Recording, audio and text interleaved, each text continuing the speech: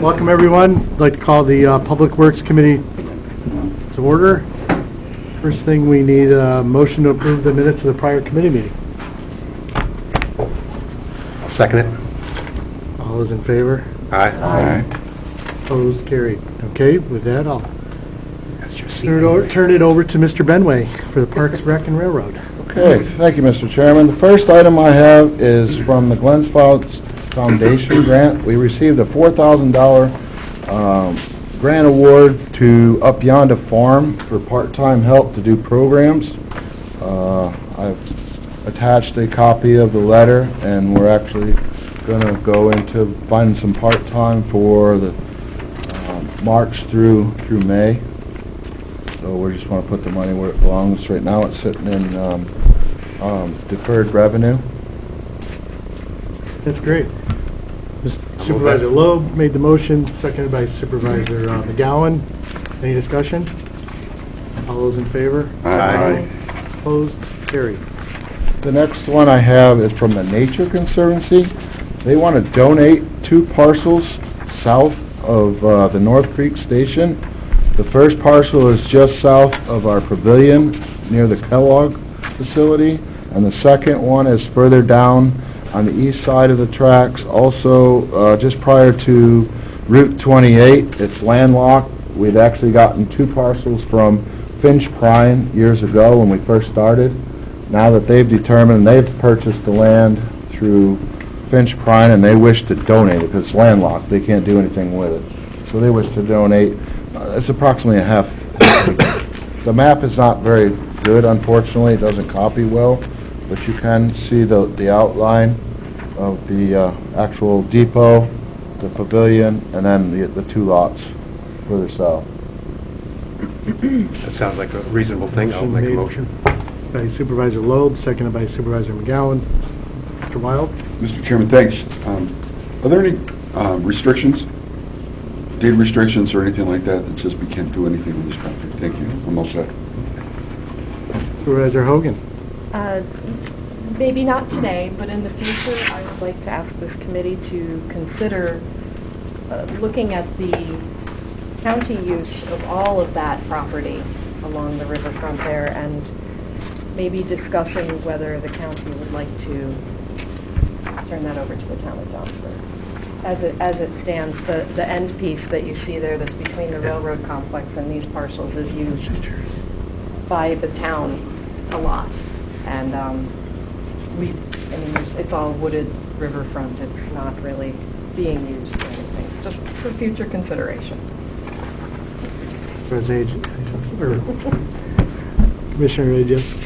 I just want to say what we propose to do is when we do the final deed on this, we would combine this as all one piece of parcel, and then maybe if in the future that is what happens, we can give you the whole parcel. Just wanted to tuck it away in their heads for future consideration. Supervisor Loeb? Yes, thank you, Mr. Chairman. I think that would be perfectly fine with me. I mean, we're not in the real estate business to just gather real estate. It's not doing the county any good if we would do North Creek. Good, that would be great. Okay. Any further discussion? Call the question. All those in favor? Aye. Opposed? Carried. The next item I'd like to turn over for maintenance worker is Mr. Hazardous. This is a notice of intent to fill the maintenance worker position. I think as you recall, toward the end of last year, I brought this to committee as well. We did fill it, but the gentleman that we hired has a CDL, would like to possibly have the opportunity to get some overtime, which Parks and Rec really doesn't have, so he's going to transfer to an Meo Light position that I had open, so this would open this position back up again. Okay. Supervisor Loeb moved it. Do we have a second? Supervisor Hogan. Any questions? Discussion? All those in favor? Aye. Aye. Opposed? Carried. Okay. The next is just for information, is New York State sends us a check every year for snowmobile maintenance through what they call grant and aid program. This year for 2018-19, we are approved for $69,240. I attached a graph on page 7 that shows over the years. It's based on registration from the prior year. So if you got a good snowfall, everybody registers, there's more money available. So I've attached a graph that shows over the years from '02 all the way to 2019 between the county and state totals, how much each club for the season gets. Supervisor Loeb? Thank you, Mr. Chairman. Is this simply a pass-through, or do we receive only a percentage of the registration? We receive 70% up front, which we distribute to the 5 clubs. Over the course of what they call the project year, they record in an automatic system that reimburses the system, and at the end, we audit it, myself and New York State, to say, yes, you met the criteria, then they send them another 30%, and then it's full. If they don't meet it, bad winter, they don't get the 30%. If it doesn't even come up to the 70, they have to refund the money. Now, I was reading that, so when you say if they don't meet it or it doesn't come up to the 70, what does... State if wants there's the no, money back. if there's no... But there's ways to get it. They can do it through labor, grooming, signage. So if they don't have a good year, they can go out and do all trail maintenance, bridges, anything like that, and that's all counts. So they have to use the money? They have to use it. Okay. They can't just sit on it. Okay. Or they gotta give it back. Right, okay. That sounds- Supervisor Merlino? I'll make the motion. Oh, no, I think, did we have a motion? No. Oh, we did. It's just information. Okay. I'll It's just second it. for FYI. It's just an FYI. Supervisor Leggett had a question. Right, so does this cover North Point Trailblazers? Yes, all 5 clubs. Okay, any other questions on that? Okay. And the last item I have is the Fairgrounds will have the snow cross is coming back, the Northeast Snow Cross. They'll be at the Fairgrounds February 9th and 10th. I just want to add on that real quick. I know that Supervisor Garrity had asked any of the towns who have any extra snow to bring it to the fairgrounds. I would ask the same because they lost quite a bit of snow over there yesterday with the rain. We have the New York State DOT will start clearing the sidewalks and roadways up in Warrensburg, and we'll bring all that snow over there. They'll bring it all over, and then the town of Warrensburg, we're bringing it over as well. But if you have extra snow you need to get rid of, feel free to bring it down to the fairgrounds. There's 4 cones set up. Put it between the 4 cones. Okay, thank you. I was going to offer, we've got some piles of snow. If So do I. If you would like to come and, Grab Yeah, you're pick it up. fully open to taking them. So, That's all I have, Mr. Chairman. thank you. Okay, we'll move into the Public Works. Thank you, Mr. Chairman. The first 2 are notice of intent to fill positions. At the end of last year, we had promoted 2 individuals to 2 vacant spots that I had for MEO mediums. So these are the 2 promotions to backfill the 2 MEO light positions. I'll move, well, on the page 2 and 3. Supervisor Loeb, do we have a second? Supervisor McGowan, any discussion? I have a question. What is an MEO Light? Could you refresh us with what their qualifications are, the difference between the lights and the mediums? Well, years previous to me coming to the county, a light was more along the lines of a laborer. When Jeff had taken over as the superintendent, he had required and went through the civil service to have all our MEO lights have a CDL. So basically that means all the MEOs can drive a tandem plow. They operate light equipment. They don't necessarily operate heavy equipment or specialized equipment. And of course they probably do some flagging as well. But it's more of the lower end equipment, but they still can drive our tandems and do snow plowing, snow removal, because they're required to have a CDL as part of that. Now, we found it more difficult over the last couple of years to get CDL drivers in here. So I'm proposing, and I'm talking to Civil Service about it, is that for any new MEO lights that we hire, we'll give them 6 months to obtain a CDL, at least to get some individuals in the door, because we're just not getting a lot of CDL drivers in. In fact, the person who went from the maintenance worker and is going to fill another MEO light position that I had, he was in the service and he got his CDL through the service, so it's a perfect opportunity to put him in that position. Chairman Conover? Kevin, I think that is exactly the right kind of approach to to fill the positions that you need to fill, where we're actually helping train people as they acquire their CDL license. Hopefully, once they get their CDL, they will stay with us. And we're also having issues, as I know a number of towns are in the state of New York, with finding CDL people. And I think that type of creative approach is exactly what we should be doing. Supervisor Hogan? The last time we put out an ad, I believe we had exactly 0 applicants. Okay, any further discussion? Call the question. All those in favor? Aye. Opposed? Carried. The last resolution request I have is to establish a contract for the household hazardous waste. As you all know, we do this every year. We have a household hazardous waste day collection. I think this year we'll go back to 2 locations.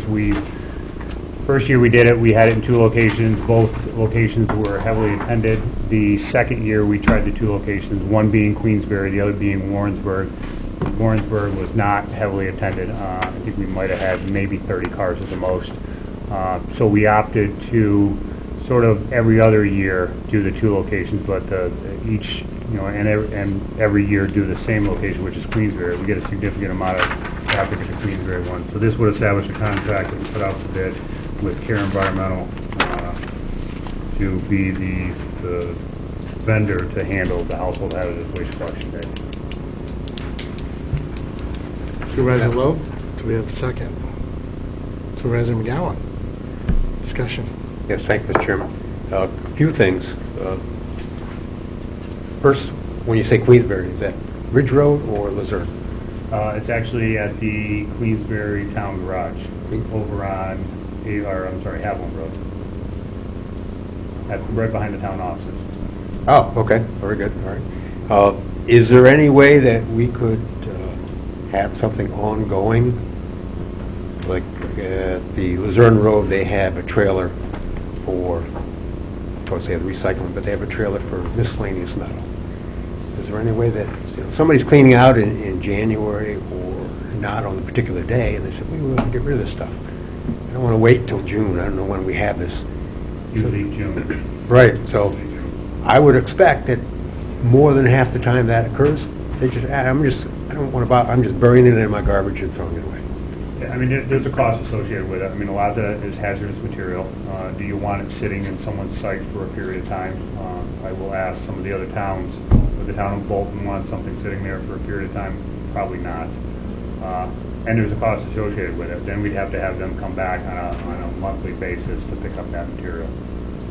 That's why we've only done it as a, because I don't think you won't get full containers. In fact, if we try it, say once, and you don't fill those containers, they may not want to do it again, saying it's not cost. It's not a moneymaker, basically. Not that they're probably getting rich off of this, but would it be worth their time to come here once a month to pick up 20 items or 25 items? The Queensbury, I think the first year we had over 200 vehicles in Queensbury, and even in Warrensburg, I think we had the first year probably about 100 to 150 vehicles. Last year in Queensbury, I still think we almost topped that 200 vehicle mark, or fairly close to it. Okay. Well, always keep that in mind, because we can definitely look into it. So that brings me to the last point. I had 2 fluorescent tubes, and I know they're toxic waste. I don't think they're. I don't know what the fluorescent tubes. Yep. I went to the Luzerne landfill, knowing that they were, and I said, "What can I do with these? Do you have a place I can dispose of these because they're hazardous waste?" No, I just throw them in the dumpster. I said, "You sure?" "Oh yeah, just we don't. That they're fine. Just throw them in the dumpster." Supervisor Stroud was next, and then I'll let. Well, I know the community at large thanks you, Kevin, for organizing these chemical disposal opportunities. But Bill, to answer your question, is these people that Kevin is hiring, they know what to take, what not to take. Our people aren't trained to do that. At the transfer station that you refer to on Luzerne Road, or even the one on Ridge Road, which is open to the public. Our people aren't trained to say yes or no to what chemical substances that we could take and could not take. So we don't have the personnel that are trained to do that. These people that Kevin hires are trained to do that. So that's why it's once a year. In response to that, thank you for that comment. That's a perfect comment. Point being is, the people that you hire to collect are only of value if someone shows up. So what we're saying is we're requiring the public to be able to tell the difference. Now, people at the transfer station, where it's their business to know what's the difference between A and B, if they don't know, how can we even expect the public? You can have probably maybe 10% of the public has any idea that, oh, I'm not supposed to pour that oil down the drain. Seems like a reasonable thing to do. Educated people. I've seen educated people do this stuff. This pesticide, I just throw it in my trash. If we don't know, if our people don't know, not the contractors, how do we expect the public to do? And then what's the point of all this if we don't train them and they can't respond appropriately? There's a portion of this household hazardous waste collection is the education portion. Each person that comes to this household hazardous waste collection, we have a pamphlet basically say this is what you can toss, bring here. When they do come to a household hazardous waste collection day, and if you bring me what I believe to be a can of paint, and I'm a contractor and I can't tell whether it's oil-based, latex, or whatever, the contractor says you can take this back, we cannot take it now. That upsets a lot of people, but they're not going to accept something that they don't have a clue of what it may be either. So there's a lot of stuff that does come in that they shift them back with those individuals and say we can't accept it because there's no label on that. But we do educate the public at these events of what they can and can't bring. That's a good point, Supervisor Loeb, and actually I took the page out of our agenda because it shows, antifreeze, I know what kind of products we're going to be accepting as part of this contract. Well, And that's the information we need to get out. I think we learn year after year. Now, if I may, Mr. Chairman, that particular comment, Kevin, is that if our contractors say, well, we can't take this, they say, okay, throw it right in the dumpster. So, how do we gain from that? There's a lot of things that we do collect. That's all I can say. I mean, there's quite a bit that we take in every year. I want to say we probably took in, so far about fluorescent bulbs, we probably almost took a ton of them in last year. That's a significant amount of fluorescent bulbs. It's better than nothing, but is there a way we can do better as far as education? With that $20 million we have. Supervisor McGowan's been waiting patiently. Just so you know, in the future on your, you're going to be replacing your fluorescent bulbs. If you do, and you go to the store, I know Lowe's and Home Depot, they have bins that you can put your bulbs into. So as you bring your bulbs in, they got to replace, you put them in the bin. That's excellent. All right, just so you know, and like I said, it's really educating people of knowing what they can and cannot, and then, I get in trouble every now and then for having a pile of trying to wait and do it correctly, of things that, and like I said, some things have gone back home with me, so it's just educating people. Thank you. Supervisor Hogan? When you get the flyer for this year, do you get it in advance of the day? We do. My department makes up the flyer. Could I get a copy of that to give to my transfer station so they could perhaps give it out to advertise the day and to let people know ahead of time what they can bring? We actually do that. We actually make up laminated copies for each one of the transfer stations to have. We typically go around and drop them off to each one of them just to let them know that we also put it on the website as well, at least the items that we'll take so people are aware of what we're taking. I think you even dropped flyers off at the town hall. I do. Yeah. Yes. Well, anyway, then we can help. Supervisor Wild? Thank you, Mr. Chairman. Kevin, you listen to the radio and they say they have a public service announcement. Is this something we can take advantage of? I have no idea how the media works, but I have an idea how the media works, but, you know, is there a way we can get some free advertising to make this? I'm gonna look down the table here. at Somebody's got to pay, oh, we have the Mr. Lehman salary. I've written articles about it. Yeah. I'm thinking about the radio also and the like. We'll look into it. Okay, call the question. All those in favor? Aye. Opposed? Carried. There are no referral pending items. An information or discussion item that I wanted to bring up is we were unable to have a park O&M committee meeting this month, and I'm not sure if everyone here is aware. We take in revenue from the Charles Harwood Park, and the revenue that comes in from the park is supposed to cover the costs associated with the protected property. The protected property includes the festival space as well as the south parcel, which is the environmental area. It's storm drainage or storm water management. They produce wetlands over there. There's some walking trails over there. The deficit from last year, there's been a deficit every year for the last 3 years. I went back to 2015. Each year there's been a deficit. I think the first year was 14,000, the second year was 12,000, last year was 9,000. I'm going to propose, and this is not part of the conservation easement, but I wanted to propose, we have events in this festival space such as Americade or the car show. I think there's a tow truck show that's out there. There's a couple other events.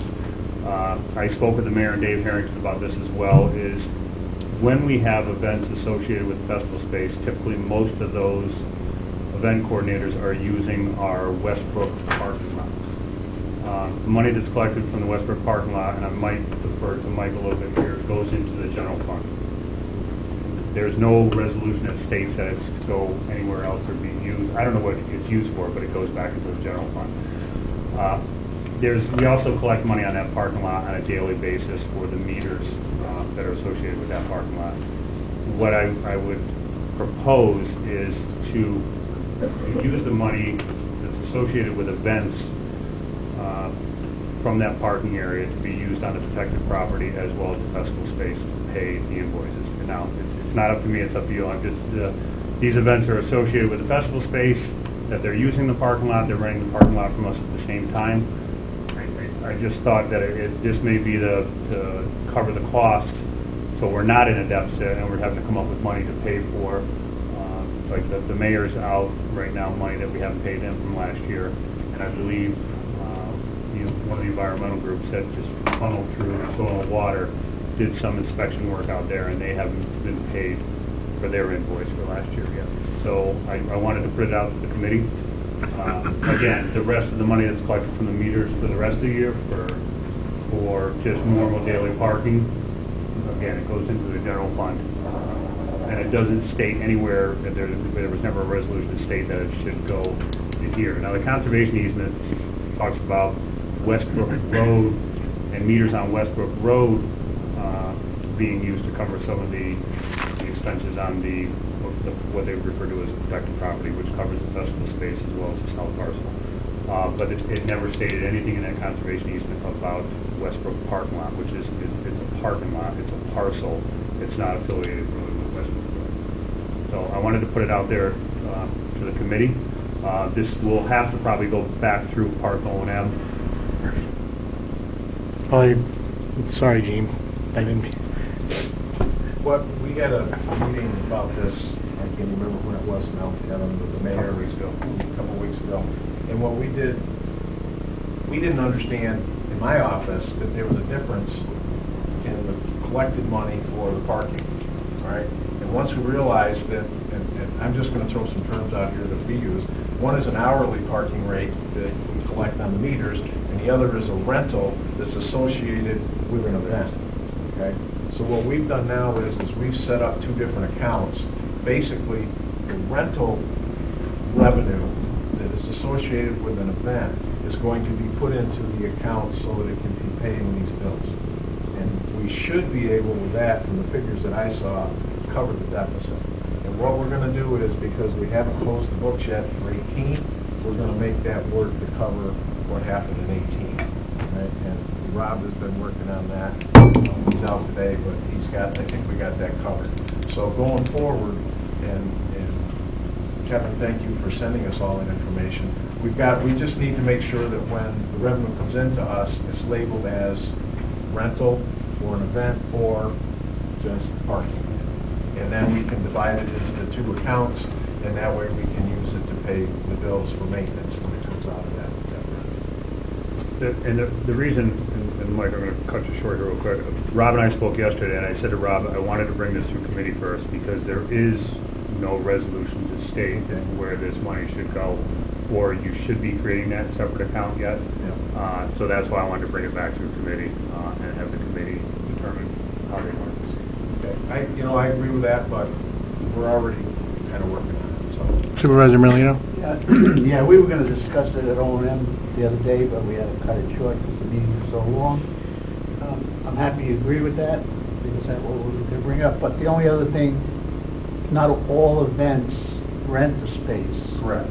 So what I was trying to add to that is, if you have an event at the festival space for Saturday and Sunday, that revenue should be counted into the money going to that separate fund. And then back to Monday, Tuesday, Wednesday, Thursday, Friday, goes back to the county, so that we can keep track and, those days, just to get the extra cash until this thing starts paying for itself. Supervisor Bramer? I completely agree with Supervisor Merlino, and I want to thank Kevin and Mike for looking through all of this and trying to sort it out, because it's been a mess the way the monies have been going, and we ran out of money last year, and we almost passed a resolution to pay bills that we didn't have money to pay. So we need to get it sorted out, and they took the time to do this. It was really important. But it still needs to go back to O&M. And I agree with the idea that all those events using the parking lot space should be charged a rental fee, even if they're just there setting up for their event the next day, they're still taking that spot. So that's something, I don't know, that probably needs to go through O&M, but we need to be able to generate enough revenue to cover the costs related to maintaining the entire protected property. Supervisor Leggett? Just for clarification, Mr. Chairman, the parking lot is the field. Is that what you're talking about?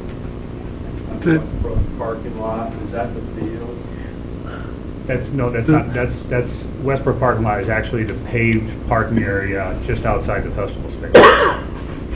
Like on the other side of the skate park. Yeah, on the opposite side of it, correct.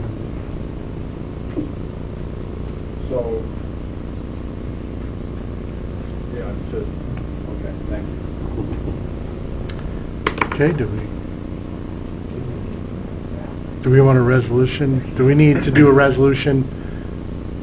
I think we need to do a resolution to take the funds from the parking space, because it belongs to this committee, so that it can be used to cover the costs associated with the festival. Correct. Supervisor Merlino? Yeah, I'd like to make that resolution. Okay. Take that money from 2008, and then at the O&M meeting, we'll discuss about the other part of it, and then come back for a full resolution for this year. I think what it is this committee has to approve the funding going to cover the festival space. I think the park O&M discussion that we have to have is, and what we've already discussed this, is the possibility of not waiving fees, or that's a different discussion. I think that has to go to park O&M. But and again, maybe that comes under this meeting as well, as we've had groups like Americade, the car show, ask us to waive the fees in the parking lot as well as on the festival space for what they refer to as setup days. Now, as far as this committee goes in the parking space, if I waive the fees for the 5 days that they're setting up, that's 5 days that I'm not collecting anything on those meters. So for the parking space, we could solve that one in here and say we're no longer going to waive that fee. We spoke with the mayor and Dave, and originally I think the thought process was behind waiving those fees for the festival space as well as the parking space was to get people to come in. They have groups that are coming in now. The same groups are coming back every year. They've established. And again, I think if you want to waive the fees, that's up to you. But I think we lose 4 or 5 days on the front end, especially with Americade, and then 2 or 3 days on the back end, that we're not getting fees because they're setting up or breaking down. Let's get a second to the motion before we... I don't understand what the motion I don't know is. what the motion is. Gene, well, that's what I'm going to have. No, The motion was to right take the now, phone, take the... 2018 money that went into the treasurers that wasn't counted towards that, back into our account so we can pay our bills. Then we're gonna have another discussion about wavering fees, because we do it pretty easy generally, but now we're finding we're losing money. Is it Let me- second? So would somebody like to second it? Okay, Supervisor... For 2018, Wiley. 2018. 2018, yes. Okay, any further discussion on that motion? Supervisor Lowe? 2018, but 2019 is upon us, so this will be the new Yeah. process. Yes. We won't Well, need another they're going to resolution. refine We're it gonna revise it Work before on that. going forward, though. Everything is all set on that. But this will correct the problem that we had with 18. Oh, okay. So this is just for 2018. Yes. Yes. Then we'll have more discussions to tidy it up. Okay, are we ready for the question? All those in favor? Aye. Aye. Opposed? Carried. Anything further before the committee? Supervisor Bramer? Thanks. I'm not actually on this committee, and I'm sorry I missed the discussion about the Nature Conservancy parcel, but why did they donate that land to the county, did they say? It's landlocked, Claudia. They can't use, I mean, it's a half an acre of property, but our property basically covers their whole frontage of theirs. So they want to donate it to us. And it's getting rolled into one of our county tax map parcels that belongs to It'll the go into railroad. that front lot. Yep. It's one of the railroad parcels. It's one of the ones for Finch Prime years ago. Not the railroad's property, it's our property, Okay. county property. I know, but is it a county piece It of... fronts the railroad. But it is not on the railroad. That lot doesn't... It's adjacent to the railroad. You weren't part of the discussion. Andrea wants to have that donated to her eventually. Well, my concern... okay. We could just gonna figure Yeah. out what she wants to pay. Yeah. Okay, if there's nothing further, entertain a motion to adjourn. Supervisor Loeb, second by Supervisor Wild. All in favor? Aye. Aye. Motion carried.